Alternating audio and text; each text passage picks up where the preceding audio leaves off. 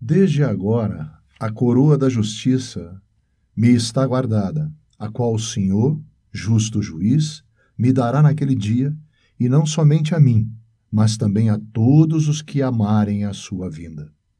2 Timóteo, capítulo 4, verso 8. Quem são os que amam a sua vinda? Estes não terão só uma coroa da vida, mas uma coroa de justiça. Que pensamento precioso! O que devemos então entender como amar a sua vinda? Observe que aqui não se trata de sua vinda para nós, mas de sua revelação do céu, sua aparição em chama de fogo e seus santos com ele. Nos enche de gozo saber que no céu agora ele não está somente coroado de glória e honra, mas os anjos, autoridades e potestades estão sujeitos a ele. Na terra, porém, ele continua a ser, com os muitos que são seus, a pedra rejeitada, apesar da proclamação de Deus feita sobre seus servos acerca do perdão dos pecados, da dádiva da vida eterna e da glória reservada a todos os que se submetem a Ele como Salvador e Senhor. Cada coração leal deve sentir profundamente a medonha indiferença que existe em quase todo lugar para com o Senhor Jesus Cristo e para com seus interesses no presente momento.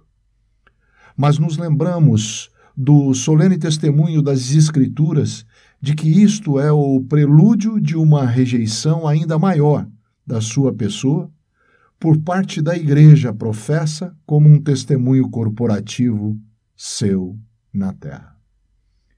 Isto acontecerá após ele ter removido seus amados e amáveis santos para se encontrarem com ele nos ares.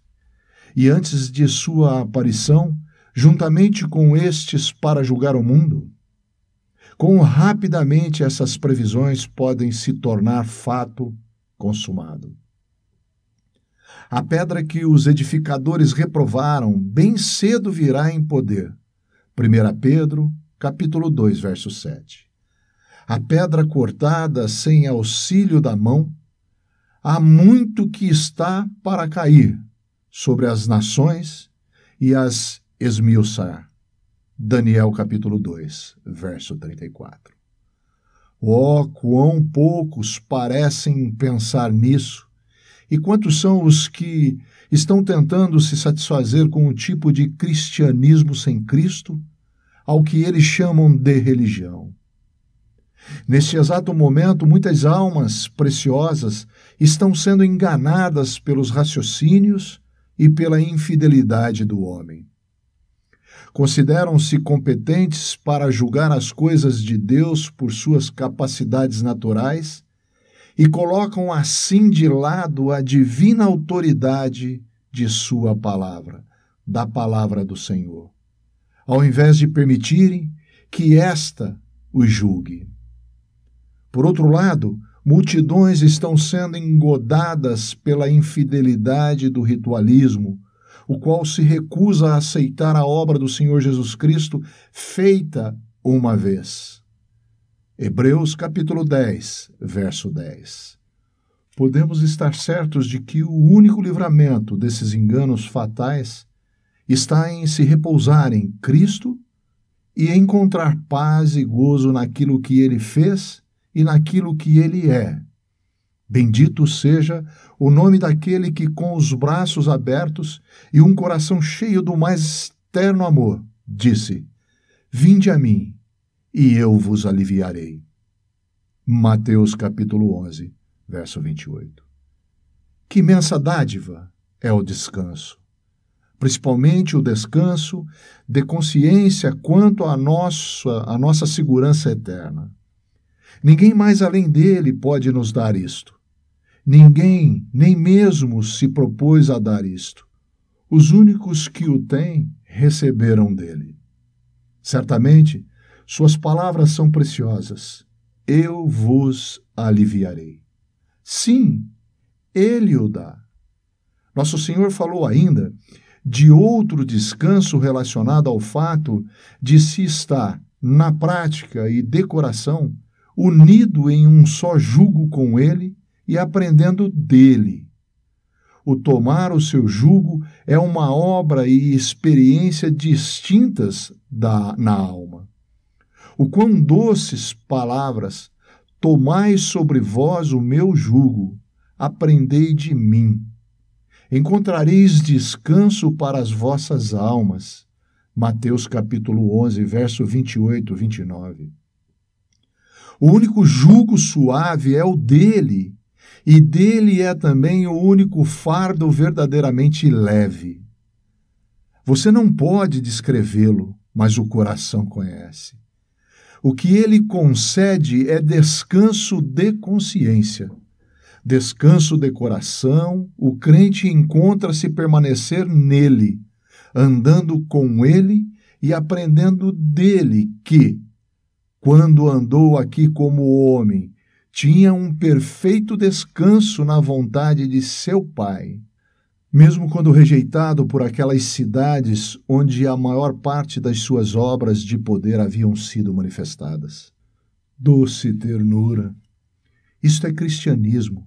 E aqueles que o conhecem por experiência, sem dúvida alguma, olham para o futuro, para outro descanso sem fim, eternal descanso, pois resta ainda um repouso para o povo de Deus. Hebreus capítulo 4, verso 9. Nos dias dos apóstolos, os crentes sabiam que haviam sido chamados não apenas a crer, mas também a sofrer por ele. E mesmo se não sofressem sempre por ele, estariam sofrendo com ele. Eles conheciam também a preciosidade de Cristo como jubiloso e agradável objeto de seus corações. Dele verdadeiramente podia ser dito, ao qual, não o havendo visto, há mais, no qual, não o vendo agora, mas crendo, vos alegrais com gozo inefável e glorioso. 1 Pedro, capítulo 1, verso 8. Vejamos também Romanos, capítulo 8, verso 17. Filipenses, capítulo 1, verso 29. Tal era o frescor e o fervor dos crentes nos primeiros dias do cristianismo. Seus corações estavam tomados da pessoa que os amou, morreu por eles e os redimiu de toda a iniquidade. Ele também lhes assegurava que uma herança incorruptível estava guardada nos céus para eles, e que eles eram, mediante a fé, guardados na virtude de Deus. Para isso, até o dia da sua revelação, vindo do céu com eles. Que maravilhosa palavra de conforto! Com certeza, esse é o tempo da rejeição do Senhor. O mundo não o aceitará, e a cristandade, em sua maior parte ou na maioria dos cristãos que existem aí, como foi o caso de Laodiceia, o mantém do lado de fora da porta. Mas mesmo assim, ele está batendo. Pode ser, talvez, que alguma alma fiel venha a escutar sua voz e abra a porta para desfrutar de comunhão pessoal com ele. Para corações sinceros, isto é algo comovente. Aqueles que mais o amam são os que sentem mais. Ele não está aqui, mas sua vinda está próxima. Quando Cristo, que é a nossa vida, se manifestar, então também vós vos manifestareis com ele em glória. Encontramos isso em Colossenses capítulo 3, verso 4. Em sua morte na cruz, ao invés da vitória de Satanás sobre ele, Por sua morte, ele anulou o poder de Satanás. Ao invés dos judeus e gentios terem se livrado de Cristo por meio de seus brados de tira, tira, crucifica-o, ele foi justamente exaltado à destra de Deus e investido como homem glorificado de toda autoridade e poder. E logo ele estará vindo para sujeitar todas as coisas a si mesmo, conforme a vontade de Deus. Embora ele se manifeste espiritualmente à nossa alma e esteja sempre no meio de 2 ou 3 reunidos ao seu nome, pessoalmente, ele encontra-se ausente. Nós não vemos. Alguns sentem a sua falta aqui. A fé o vê coroado de glória e honra. Sentimos sua rejeição? Estamos atribulados por causa da sua ausência?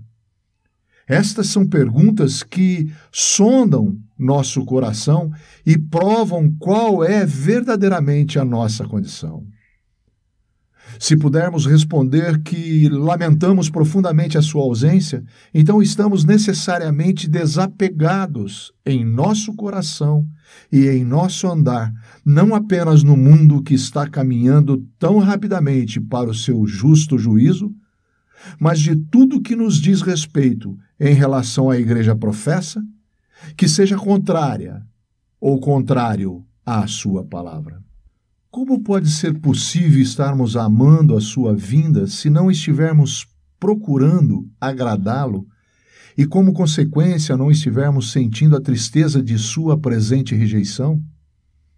Acaso as duas coisas não andam juntas? Aqueles que realmente lamentam sua ausência irão sentir, por causa desta, o quão desolado e solitário é o caminho. Estes não podem senão se apegar a ele com propósito de coração, enquanto sentem no íntimo a insensatez e incredulidade daqueles que se empolgam com os prazeres do mundo, em uma época em que a revelação de nosso Senhor, vindo do céu em chama de fogo, está tão próxima. Voltamos a insistir na pergunta: acaso a presente rejeição de nosso Senhor deixa uma marca clara em nosso caminho através deste cenário? Se assim for, certamente o prospecto de sua breve vinda para tomar seu lugar de direito na terra deve fazer vibrar nosso coração com um deleite inexprimível. Quando pensamos em sua vinda do céu em sua própria glória, na glória de seu Pai, na glória dos santos anjos acompanhados de seus santos glorificados e usando suas muitas coroas, bem podemos exclamar: que fulgor de infinita e eterna glória! Então nossos corações estarão aptos a cantar: a Cristo coroai, divino Salvador. Sentado em alto glória já, é digno de louvor.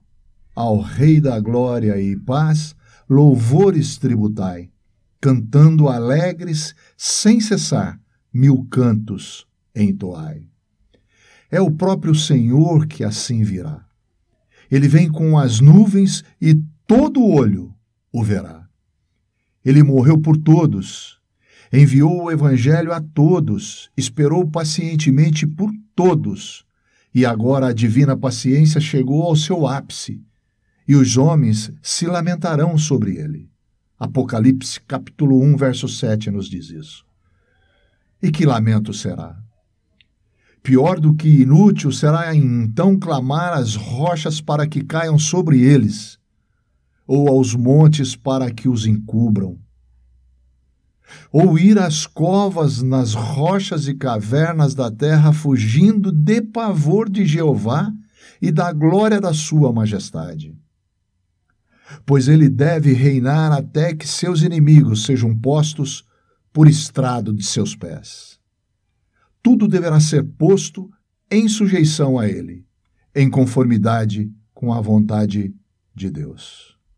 Sim, ele julgará os vivos e os mortos, primeiro serão os vivos em diversas formas e ocasiões de juízo, conforme assinalam as Escrituras, pois ele destruirá todo juízo, autoridade e poder. O último inimigo a ser destruído é a morte. A última parte de seu reino será tomada pelo juízo dos mortos, de cada homem conforme as suas obras, após a ressurreição destes. Por esta razão, o Senhor chamou a isto de ressurreição para condenação ou juízo. Encontramos no Evangelho de João, capítulo 5, verso 29. Quão indescritivelmente solene e quão bendito é para nossas almas o pensamento da exaltação de nosso Senhor ao seu lugar de direito e da Igreja, sua noiva, reinando e usufruindo da herança juntamente com ele. Cada tribo de Israel terá sua porção na terra, em conformidade com a palavra profética. Ezequiel, capítulo 47 e 48. Eles saberão que Jeová foi misericordioso para com sua justiça. Ele não irá mais se lembrar de seus pecados e iniquidades, e já os terá livrado de suas enfermidades do corpo. Ele lhes dará abundância de paz e fartura sobre o glorioso reino de seu verdadeiro Messias, o Filho de Davi. Que ocasião essa, quando os gentios subirem a Jerusalém para adorar e para estar na casa de oração para todas as nações. Nosso Senhor Jesus será então revelado como o único potentado Rei de reis e Senhor de senhores, governador dentre as nações e rei sobre a terra.